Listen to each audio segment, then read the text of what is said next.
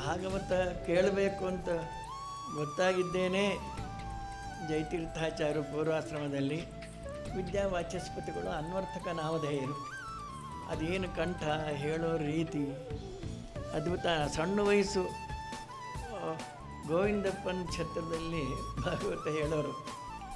ಅದ್ರ ಹಿಂದೆ ಅವ್ರ ಮನೆ ಟೆನ್ನಿಸ್ ಸ್ಕೂಲ್ ಸಂದಿಯಲ್ಲಿ ಅವ್ರ ಮನೆ ಇತ್ತು. ನಮ್ಮ ತಂದೆ ಅವರಿಗೆ ಬಹಳ ಬೇಕಾದವರು. ನಾವೆಲ್ಲ ಕರ್ಕೊಂಡು ಹೋಗ್ತಾಯಿದ್ದರು. ನಾವು ಪುರಾಣ ಹೇಳ್ತೀವಾ ಅನ್ಕೊಳ್ತಾ ಇದ್ದೆ.